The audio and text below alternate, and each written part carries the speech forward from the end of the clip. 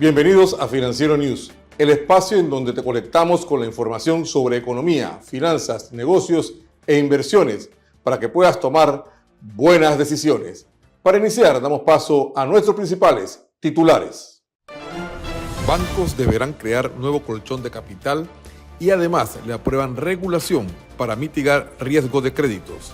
Caja de Ahorros vislumbra un futuro desafiante en su gestión. En finanzas personales, conocerá cómo manejar unas importantes herramientas financieras. En tecnología, WhatsApp cancela 7 millones de cuentas. Entérese por qué. Y en el análisis económico, presupuesto de inversión es bajo y no se ejecuta, afirma economista Felipe Argote. Todas estas informaciones y más, en breve, en su informativo Financiero News. Iniciamos y en nuestro segmento de compliance vamos a hablar de economía criminal y para ello tenemos con nosotros desde Miami a Víctor Guerra, especialista en el tema. Víctor, bienvenido a Financiero News. Un saludo muy especial para ti, Orlando, y para toda tu distinguida audiencia. Gracias. Víctor, vamos a empezar por preguntarte el tema de economía criminal. ¿Qué es lo que envuelve este concepto, qué involucra y cómo puede afectar al sector empresarial? Sin duda es un concepto amplio, es un ecosistema. Es muy importante entender que los actores criminales operan con un portafolio de bienes y servicios, desde tráfico de personas hasta el contrabando de drogas, cigarrillos, etcétera, lavado de dinero y corrupción. Por eso es una economía criminal y es el competidor principal del sector formal y sector legal. ¿Cuánto le puede costar a las empresas y al país esta economía criminal? En el caso de Panamá, por ejemplo, 9 de cada cigarrillos que se consumen en Panamá son de procedencia ilícita. La OCDE ha señalado que este es un negocio, no solamente el contrabando de cigarrillos, sino la economía criminal de 4 trillones de dólares anuales. Y ojo, Orlando, esto es solamente la punta del iceberg, porque la economía criminal no tiene un registro formal. Entonces, no solamente es 4 trillones, debe ser muchísimo más. Y como he dicho, en el caso de Panamá, esto le cuesta millones de dólares a la economía formal y legal. ¿Cómo podemos identificar actividades ligadas a una economía criminal, por ejemplo? Te digo, cuando tú estás en el día a día del consumidor y tú encuentras, por ejemplo, que hay precios que no se corresponden con la calidad de una marca, no son los lugares habituales de venta, encuentras una cantidad, por ejemplo, de desarrollo inmobiliario vacío. Todo eso son ejemplos que nos evidencian a nosotros de que está pasando una economía criminal. Yo publicaba el día de ayer justamente las condolencias por la muerte del senador Miguel Uribe y lo conectaba con el acontecimiento de agosto del año 23, el magnicidio de Fernando Villavicencio, y decía, estos son ejemplos de que la economía criminal está actuando en nuestros países con violencia y con caos. Ahora, ¿cómo enfrenta un Estado a esta economía criminal? Con decisión y con disciplina. Aquí no se puede estar con miramientos. Uno tiene como autoridad que cooperar decididamente con el sector privado, con la academia, prepararse. El Estado no puede pensar que es solamente el narcotráfico. El Estado tiene que recordar que el contrabando de otros bienes y servicios nutre definitivamente al narcotráfico y hace parte, como hemos dicho, de esa economía criminal. Entonces el Estado tiene que ser contundente, disciplinado y decidido en su combate contra la economía criminal. Muchas gracias, Víctor, por tu análisis y tus explicaciones aquí en el Financiero News y esperamos tenerte en una próxima oportunidad. Así será. Muchas gracias a ti y a tu distinguida audiencia. Feliz tarde para todos. Avanzamos y en nuestro segmento de Marítimo y Logística, vigilancia y cooperación es lo que demanda la Organización Marítima Internacional para enfrentar amenazas y delitos. La nota a continuación. La Organización Marítima Internacional solicitó vigilancia y una cooperación más profunda entre los Estados miembros y los socios internacionales, para abordar las crecientes amenazas a la seguridad marítima mundial. Ante el Consejo de Seguridad de las Naciones Unidas, la OMI a través de su secretario general Arsenio Domínguez describió los riesgos que enfrentan los buques y los marineros, mientras transportan miles de millones de toneladas de mercancías en todo el mundo. En 2024, se reportaron a la OMI casi 150 incidentes de piratería y robo a mano armada, con las cifras más altas en los estrechos de Malaca y Singapur, el Océano Índico y África Occidental. Ese mismo año, se produjeron ataques ilegales en el Mar Rojo contra buques, violando el derecho internacional y la libertad de navegación. Los ciberataques, el tráfico de drogas y las actividades fraudulentas siguen socavando la seguridad marítima, mientras que las tecnologías emergentes traen consigo oportunidades y riesgos, lo que pone de relieve la urgencia de una sólida gobernanza de la ciberseguridad. Ahora le presentamos la cifra de la semana. $30.204, el total que se pagó por un kilo de café Geisha y que rompió récord a nivel internacional. El café Geisha lavado de Hacienda La Esmeralda alcanzó el histórico precio gracias a la compra de un lote de 20 kilogramos en $604.080 por Judith Coffee de Dubái. Por otro lado, también se marcó un nuevo precio internacional para los cafés varietales, al lograr que la variedad de Laurina fuera comprada por $8.040 por kilo por Beijing Specialty Drink Technology. Con la cifra de la semana, vamos a nuestra primera pausa comercial.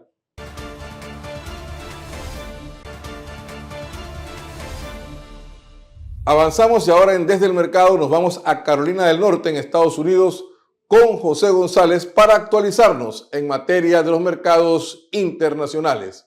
José, ¿qué tal? Bienvenido a Financiero News. Encantado, un placer siempre estar con ustedes.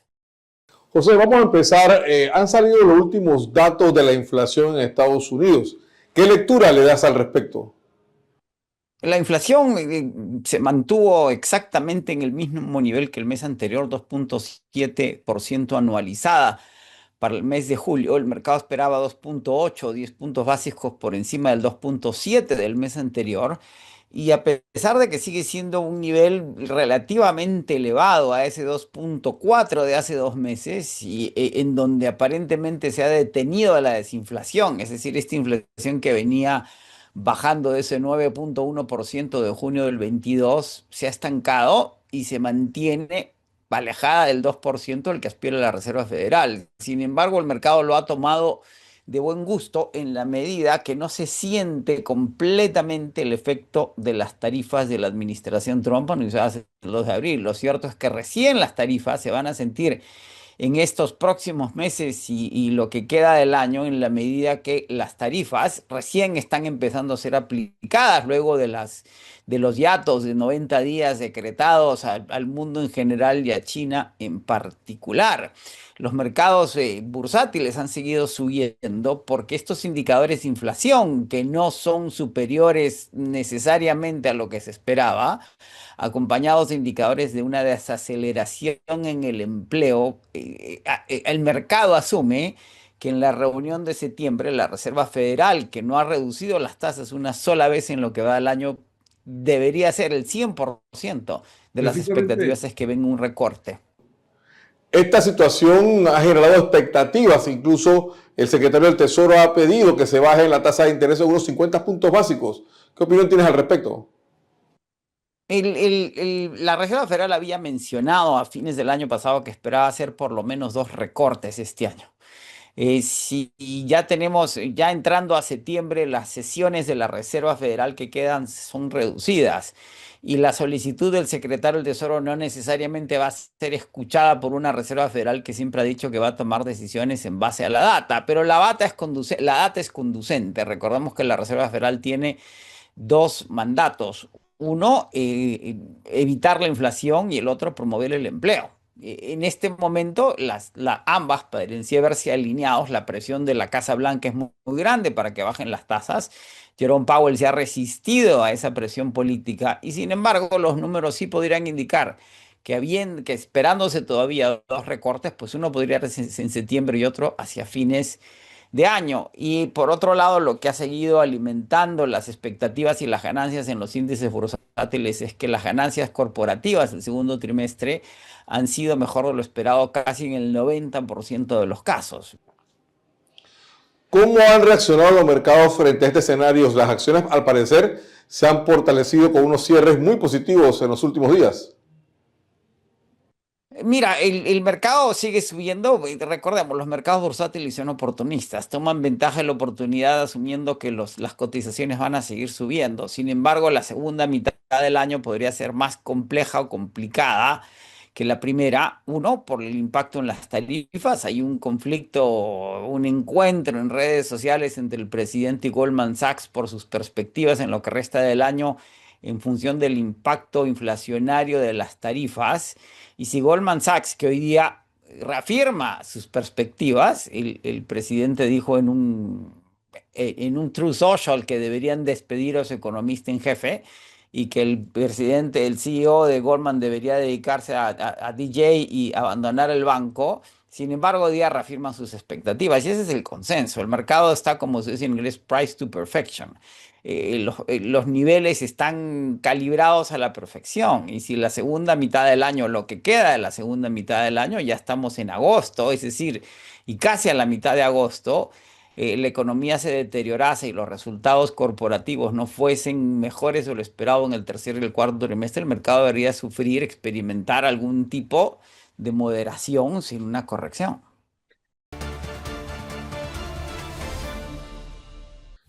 Continuamos y ahora les presentamos nuestro resumen de actualidad. La Superintendencia de Bancos de Panamá emitió dos acuerdos, uno que establece lineamientos para la constitución y gestión de un colchón de capital adicional aplicable a los bancos locales calificados como sistémicos, medida que tiene como objetivo fortalecer la resiliencia y la estabilidad del sistema financiero panameño ante posibles crisis económicas. El otro acuerdo incorpora el Fondo de Garantía de Panamá como un mecanismo válido para mitigar el riesgo crediticio inherente a la cartera de crédito dirigida a las micro, pequeñas y medianas empresas. Con esto se espera que la banca facilite el crédito a este importante sector de la economía. En otra información, la Caja de Ahorros enfrentará importantes desafíos en los próximos meses, entre los que se destacan la atención del mercado hipotecario de interés preferencial ante la entrada en vigencia de la nueva Ley 456 de interés preferencial, que no hace muy atractivo el negocio para la banca privada. Adicional, tendrá la responsabilidad de administrar la cartera del Banco Hipotecario Nacional con más del 90% de morosidad, aumentar su eficiencia operativa que involucra una reestructuración interna, así como garantizar una mayor rentabilidad anual. Por último, el Canal de Panamá se prepara para lanzar una licitación internacional para la construcción y operación de dos nuevos puertos dentro de su zona, uno en el Atlántico y otro en el Pacífico. Los proyectos forman parte del plan de inversión del canal para los próximos 10 años por $8.500 millones. Ahora nos vamos a nuestra segunda pausa comercial.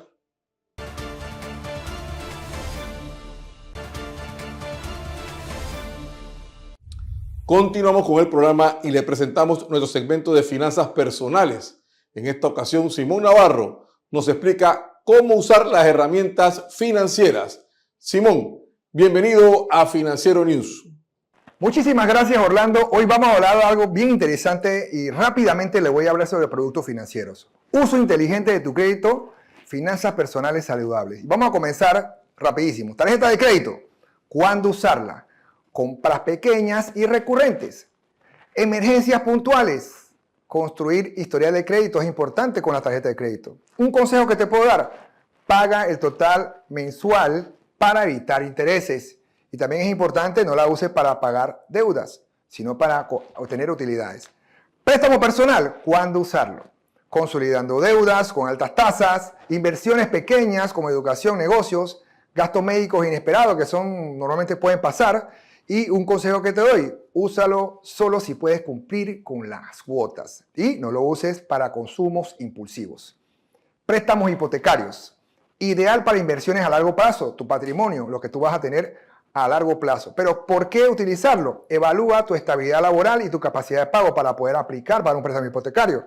Y un consejo que te doy, compara tasas y plazos que te están dando los bancos, cuáles son los más efectivos o los más eficientes que te pueden dar. No firmes sin entender ningún contrato que te dé el banco o cualquier entidad. También los préstamos de auto, porque son importantes reconocerlos. Cuando el vehículo es necesario para trabajar o estudiar, ahí tienes tu compra. Evalúa la depreciación versus la necesidad. ¿Sabías tú que cada vez que sale el carro de la agencia se puede depreciar entre un 15 y un 20%? Tienes que tomar en consideración eso. Y compara las letras que te van a dar en el banco en base a los gastos de interés y todas esas cosas que tienen que ser recurrentes de mes a mes. Y aquí le voy a dar este ejemplo. Ejemplo de letra versus plataforma. Cuando hablamos de plataforma, estas plataformas que se utilizan para uno movilizarse. Letra de un carro puede ser aproximadamente un carro sedán, $325. Una plataforma, si tú pagas mensualmente 6 por día, serían $180 al mes. La diferencia serían $145. Y miren este, ¿qué les parece? Usted en 5 años podrían ahorrarse $8,700 solamente utilizando plataformas, sin comprar auto. Así que, para que más o menos tomen la idea. Cierre y recomendaciones que les voy a dar. Usen cada crédito con propósito. Tarjetas uso diario responsable. También préstamos personales, inversión y necesidad reales. Funcionalidad, no lujo. Y las hipotecas, inversión a largo plazo. Y recuerda, el crédito no es nuestro enemigo. Es una herramienta y todo depende de cómo la estás utilizando. Así que, ya lo sabes, nos vamos con Orlando. Gracias, Simón. Continuamos y cierran cuentas de WhatsApp. Entérese de los detalles en el segmento de tecnología.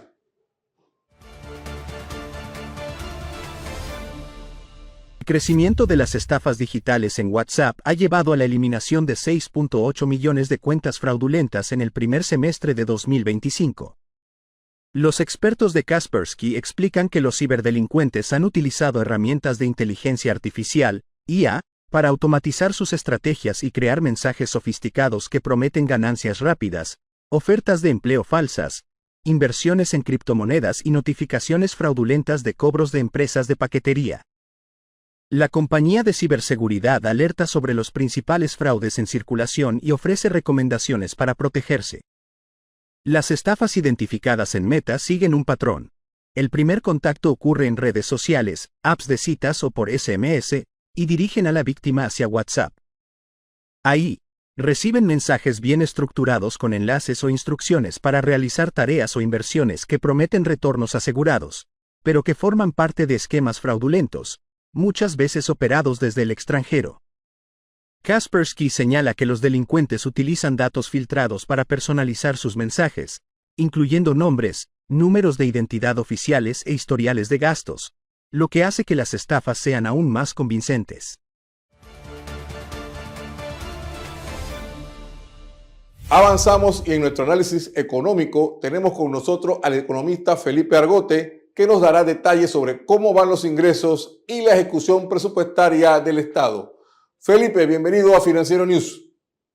Gracias, Orlando. Mira, lo que mueve la economía en este país es la empresa privada. 82% del Producto Interno Bruto lo genera la empresa privada. Sin embargo, sin el 18% restante, que es el Estado, pues estaríamos en recesión. Y de la participación del Estado, lo que sí toma parte importante en la economía debe ser la inversión, porque el gasto se consume. Por eso es importante el papel de la inversión en el presupuesto estatal. Actualmente el presupuesto de este año ha sido el más bajo de inversión en toda la historia, 29%, y el del próximo año va a ser 31%. Esto está muy inferior al 33% del gobierno anterior a pesar de pandemia, al 40% del gobierno de Varela y el 42% del gobierno de Martinelli. Entonces, si esa inversión además no se ejecuta, porque el ministro dice hasta septiembre el que no haya licitado ya no puede hacerlo, eso reduce aún más la inversión. Por ejemplo, este año, de lo que se ha ejecutado según el informe oficial de gastos, o sea, de funcionamiento, ha sido 52% de lo presupuestado. Eso significa que se ha gastado más de lo que estaba presupuestado. Sin embargo, en cuanto a inversión, ha sido 25%, menos de la mitad. Con énfasis en educación, porque en educación se ha ejecutado el 7% del presupuesto mientras las escuelas están hechas un desastre. El presupuesto del próximo año crece en un 16%, a pesar de que el MEF consideraba que íbamos a crecer este año 5% y estamos creciendo, según la CEPAL, 4.2%. No sé qué sabe el ministro que nosotros no sabemos para hacer un salto tan grande en el presupuesto de 16% para el próximo año, de lo cual, como ya hemos dicho, la mayor parte va a ser funcionamiento, incluyendo 8.000 millones de dólares que se espera atender del crédito público, o sea, en calidad de préstamo. Lo cual significa que en realidad, y además algo que es muy importante, no está en el presupuesto el tren a Chiriquí. Y eso es lamentable porque realmente esa obra generaría 6.000 empleos directos. O sea, mucho más de lo que realmente en términos reales generaba la mina. Porque la mina decía que tenía 7.000 empleos, pero realmente más de la mitad eran extranjeros de Singapur, de Malasia, que dejaban la plata allá.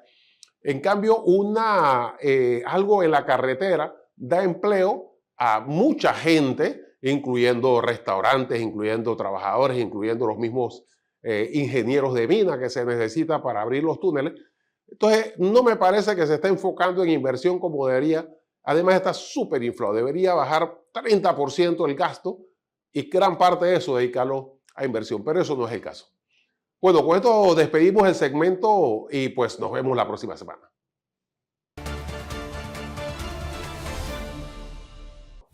Gracias, Felipe. Amigos, de esta manera llegamos al final de nuestro programa y nos despedimos, no sin antes reiterarles que pueden volver a ver esta edición en nuestro canal de YouTube y le invitamos a que nos sigan en nuestras redes sociales.